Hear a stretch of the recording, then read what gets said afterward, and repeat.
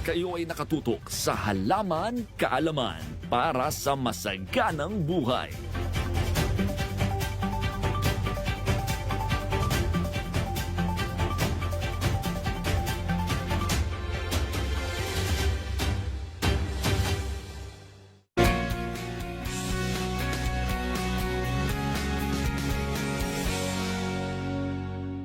Nagbabalik ang masaganang buhay.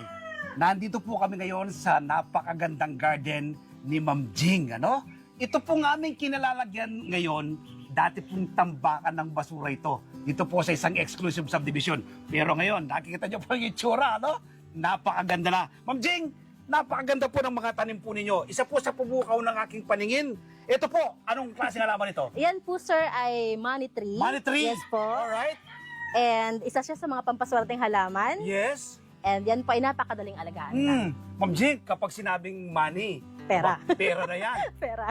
Ano bang, kapag ba inalagaan ito, nag-attract talaga ng swerte ito, good vibration? Yes po. Okay. Lagi po siya, di po siya nawawala talaga sa listahan ng mga money tree. Number 1 yata siya. Yes, okay. Nag-a-attract siya ng wealth. Nag-a-attract siya ng positivity sa kung saan man siya ilalagay. Yes. Normally po nilalagay yan sa harapan ng pintuan. Yes. Yung bungad ng Para bahay. pagpasok ng mga... Pera agad. Pera agad. Paano po ito tinatanim? Ito po, ang pagtatanim nito is bunga. Namumunga po yan. Namumunga po ito. Po. Alright. Yung buto niya, Okay. yun po ang tinatanim para magkaroon ng bagong halaman. Yes. Yung iba naman po, ang ginagawa na, ginagraft nila. Grafting method naman. Okay, oh. Yung mga marurunong, Pinapaugat ginagraft po nila. yan, ano? Yes Alright, po. okay. At meron din pong, ang ginagawa is markot naman. Yes. Yung markot. Oh. Pero ang pinakamabilis talaga is yung buto. Buto talaga ang pinakamadali. Tapos kapag naitanim mo po ang ganyan, mga ilang taon po siya bago mo mapapulak o magkakaroon ng bunga? Magbubunga po siya kapag tinanim diretso sa lupa. Okay. So Pag dapat, nakapasong ganyan lang siya, hindi ba siya, hindi, Eto, medyo matagal. matagal. Okay, kagaya po nito, nasa paso lang siya. Hindi ka pa nahihirapan. Diba? Oo. Okay. Ayan. Yan Tapos, siya. yung kanyang mga dahon, iba pong klase, ano? Opo, ang may ibang tawag pa dito parang pito-pito. Yes. Pag 7 daw po yung dahon niya, swerte talaga. Lucky. Ayun, lucky 7. Alright, talaga naman, Kaya binibilang ko yun minsan eh. Oo. Pito ka na ba? Pito.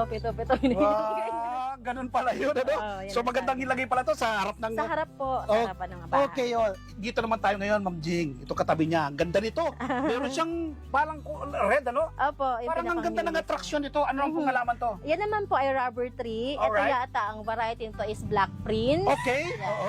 So, Pero- iba-ibang variety rin. Yes po, iba-ibang variety kasi ang mga Alright. rubber trees. Oo. So, ito paano naman po sa tinatanim? Ito naman po is marketing. Markot naman. Markot siya. So, parang papaugatin mo siya. Papaugatin and then Okay. lilipat sa paso. Alright. Pero mas maganda, sabi mo nga, kung meron silang enough space, direkta sa lupa. Puno po yan. Pupuno talaga siya. Yes, oo. Lalaki siya ng bongga. Ma'am Jane, rubber tree. Rubber tree. Yung mga suot-suot natin, mga rubber shoes, siguro yung dagta niya, no, mismong daon yan, ano? Hindi po, Ano iba ba? po yun. Iba naman. Iba naman po Iba yun. naman yun. Yung kinukuhanan ng mga rubber sa Okay. mga, ano yun, Oo. may tawag sila dun eh. Oo. Iba po yata yun, ibang variety yun. Mm. Ito po sa atin ang tawag yata commonly known as balete. Balete. Ano, Okay, balete. okay. Ano nang pong swerting hatid nito kapag ako'y nag-alaga nito? Ganun din po, nag-a-attract din siya ng positive energy. Energy, ganyan. yes, oo. Nag-a-attract din siya ng swerte, Yes. ng pera, Oo. Tapos peaceful sa pamilya siguro, ano? Yung Yun. Harmony. harmony. Alright. Okay. Naku, talaga naman, dalawa pa lang po yan. Iba tayo dito. Ma'am Jim, mukhang may mga, ito mga, ngayon ko lang nakita to Iba-ibang kulay. Okay, mga Colorful. important yata to. Dito naman po tayo nga sa ibang mga tanim na halaman ni Ma'am Jing. Ma'am Jing, ano po ito? Ano Yan po halaman? yung mga aglonemas. Okay. Galing po siya ng Thailand. Thailand! So, mga imported po yung Imported mga yan. siya. Opo. Ano? Tapos, ang tingkad po ng kulay, may mga red, ang red kasi, di ba? Opo, iba-ibang kulay Attract nila. ng ano yan eh. Yes po. Isa din siya sa mga lucky plant. Alright. And isa din siya sa mga halaman na based sa NASA, yes. nagbibigay ng, nag-filter ng hangin. Yes. So, Lalo sa loob ng bahay. naglalabas ng oxygen Oxygen. dyan na kailangan naman natin. Exactly. Okay, oo. Paano naman po yan pinopropagate? Ito naman, propagation po niyan, pwedeng cutting, Alright. pwedeng yung may baby, nagbe-baby Okay. siya. Yung kanyang usbong. Ayan. Oo. Tapos, tusok-tusok lang Yeah, siya. tusok-tusok. Oo. Basta okay yung inyong ang tinatawag namin na media Yes. or yung plant, yung mixture ng soil, Yes. mabubuhay sila. Oh, ano po, hindi po bang mahirap? Kagaya itong potting mix. Magaan lang siya. Ayan po, yan Oo. ang potting mix ko lang. Oo, potting mix. Soilless po. Sariling propagation niyo po ito. Apo. Okay. And depende, itong halaman from Thailand, Oo. ako lang may gawa nitong ano. Oh, itong mixture. potting mix mo. Ako lang po may gawa. Oh, parang may mga, ano to? Bato-bato. Bato-bato. Pumice stones po ang Oo. tawag dito. May advantage po yun sa halaman? Yes po. Nakakatulong po siya sa good aeration Okay. ng halaman kasi Oo. nagkakreate siya ng mga spaces para hindi magstay yung water Yes, oo. at hindi mag-cause ng root rot na tinatawag. Kahit umulan, Okay lang. ano siya, no? Lalagpas na yung tubig, babagsak lang yung water. Okay, oo. Hindi mag-sustain. Yes, kapag po tag-ulan, no? Mhm. Ano po pong mga struggle na nakirap nyo kapag po tag-ulan? Ano po, ang kadalasan nangyayari sa mga halaman is namamatay sila dahil sa root rot. Okay. So baga nabubulok yung ugat nila kapag Oo. hindi maayos ang pagbagsak ng water Yes. from the soil sa loob Okay. ng pots. Oo. Yan, ganun. Abot kapag tag-init naman po. Sunog naman ang dahon. Susunog naman. So dapat Sunog meron kang naman. ano, Kaya nga po may ano tayo eh. May meron kang lilim, ano? Opo. Meron kang, ang tawag to, greenhouse. No? Ito, parang greenhouse na rin, ano? Opo. Naka, May net. Yan, oh, net. may net, may siya. garden net. So nakakatulong para hindi direkta yung tama yung araw. Yeah, tama So po. ganun pala yung solusyon doon, Ma'am Jing, ano? Opo. Okay, lipat ka po tayo sa iba pong mga matanim. Tingnan na po natin ba dariyan? Sige po. Tingnan natin. Let's go. Alright. Mauna po kayo. Okay. Tingnan Pasok po kayo. natin. Dito naman po tayo sa ibang mga tanim ni Ma'am Jing. Ma'am Jing, anong alaman naman to? Ito po sir is golden photos. Okay. Dito ako nagsimula. Ito ang talagang nagbago lahat. Oo. Nagbigay ng kagandahan sa garden natin. Yes, Ma'am Jing. Masasabi kong swerte talaga to. Dito kasi swerte. Yes po. Sabi Talaga niyo, yung po. ganun mag-start ka nito, hiningi mo lang. Hiningi ko lang. Ngayon, sa naparami mo na kapitbahay. napaganda. Ayan na pa yung iba pa sa paligid natin. Okay, paano po ito tinatanim? By cuttings lang po yan. Oo. Ikakat lang siya per node na tinatawag namin, Yes. mga plantita. Okay. And then pauugatin siya. Pwede Oo. siya sa water Alright. propagation. Okay. Pwede rin siya idiretso sa lupa. Ma'am Jing, ang lalaki po ng kanyang dahon. Ang lalapad. Ano? Ito ba, ganyan ba? Meron bang ibang variety nito? Ganito talaga to? Ay, ito po yung nagsimula sa maliit lang. Okay. Maliit dahon. Ang ginawa ko po, itinanim ko diretso sa lupa. Alright. Nung dumiretso na sa lupa, nagbigay na siya ng malaking dahon kasi mas malawak na yung kanyang Yes. nagagapangan ng Oo, bumabaging po ba ito? Humahaba Opo, siya? humahaba siya. Dumidikit siya sa mga wall ng mga Okay. bahay, mga buildings. Mm. ganyan. Tapos kapag yung mga usbong noon, pwede mong gupitin at propagate. Yes po. Naku talaga naman, no? Ma'am Jing, alam ko yung mga nanonood po sa atin ngayon, paano kaya kami maka-avail ng mga halaman ni Ma'am Jing? Ibigay niyo po. O paano po Ay, kayo makontak? opo, pwede niyo po akong kontakin sa aking Facebook page, Mhm. Jing Magnus Garden. Yes. Nag-film rin po tayo almost every day sa ating YouTube account naman, which is Jing Magnus Garden din. Yes. Ang contact information po ay nasa description box ng ating YouTube account. Andun aking number, Yes. email, Yes. and pwede niyo akong kontakin sa Viber ko, Yes. Instagram, and color text niyo. Yes. Ganun kasi. Tumutulog din po ba kayo sa mga landscape? Mga ganon? Yun po yung aking isa sa mga pangarap. Wow, so isa Yes. balang araw, Maging ano? landscaper one day. Yeah, talaga naman, okay? Si Ma'am Jing po, ano? Napaganda yung kanyang garden. Ma'am Jing, salamat po sa mainit na pagtanggap sa Masaganang Buhay Team. Salamat din po sa pagbisita sa ating garden at nag-take ka ng effort para pumunta dito sa lugar namin. Maraming salamat po. Okay, si Ma'am Jing Magno, freelancer at owner ng Ornamental Garden. Dito po yan sa Binyang, Laguna. Huwag po kayong bibitiw. Magbabalik pa ang Masaganang Buhay. Nagbabalik ang Masaganang Buhay. Ako po si Merlyson para sa ating Video Plant of the Week.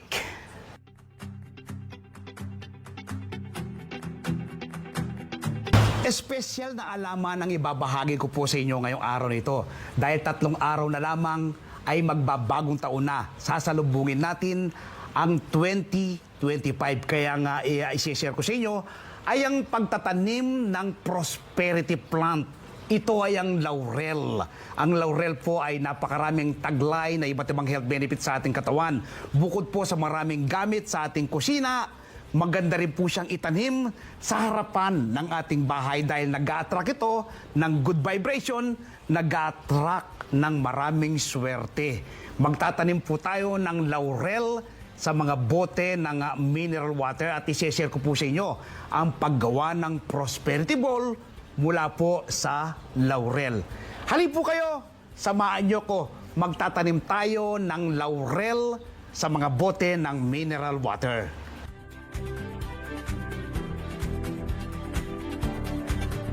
Pero bago po tayo magtanim ng laurel sa mga bote ng mineral water ay ibabahagi ko po muna sa inyo ang ilan sa napakaraming taglay na health benefits sa ating katawan ng laurel.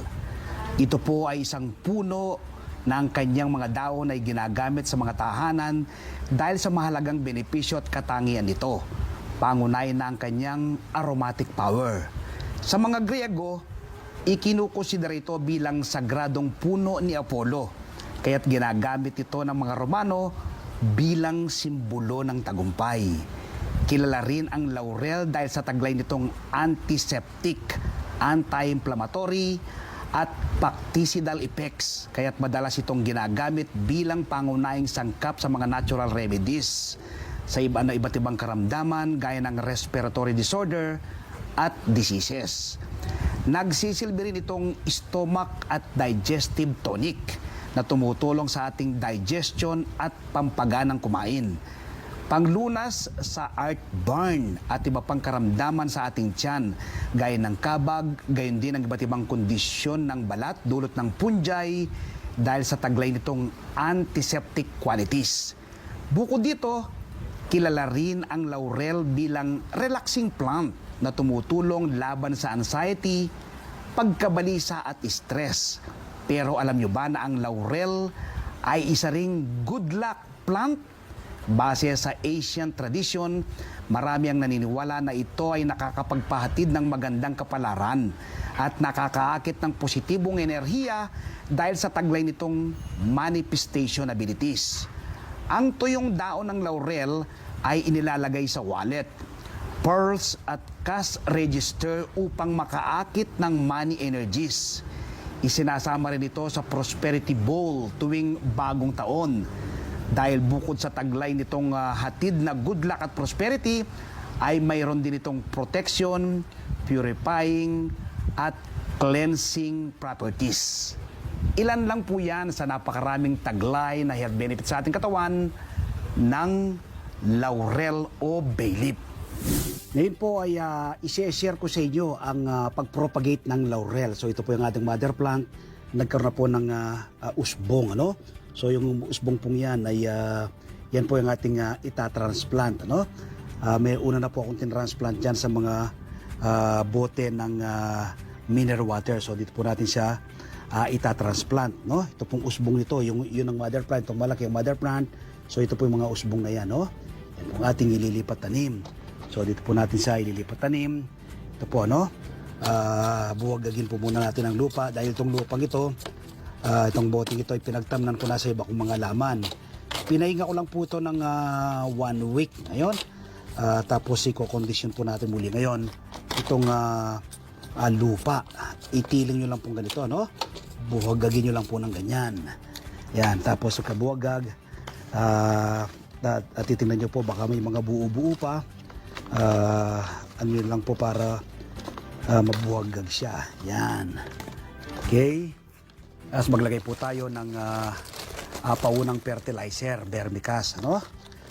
Para kapag yung ating nililipatan ng halaman ay maging healthy, no? Makakuha ng nutrients kaagad, ano? Yan. So, vermicast po yung aking gamit. Isa po sa pinakamagandang pataba, natural at organic na pataba. Ayan, bongga na, kondisyon na. Itong ating lupa na pagtataman. So ngayon naman ay kunin natin itong usbong na to, no?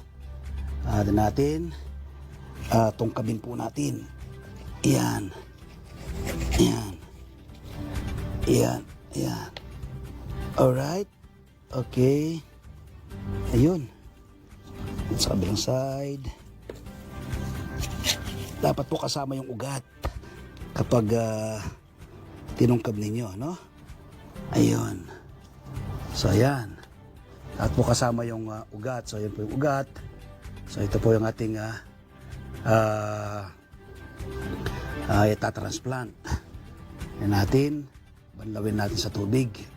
Okay, banlawin po natin sa tubig para makita natin yung kanyang mga ugat. Ayan. Ayan, kita niyo po, oh. Yan po ang kanyang mga ugat, ano? Yan po yung mga bagong usbong yan, oh. Ayan. So, ito po yung ating po-propagate. Ang ating mother plant ay ayun po, no? So, ito yung ating mother plant. Takpan mo muna natin ang ating mother plant bago natin i-propagate ito. Yung mother plant ay nakatanim po siya sa paso. So, dapat ay takpan po natin muli. Yan. Tapos maglalagay tayo ng dagdag pang lupa.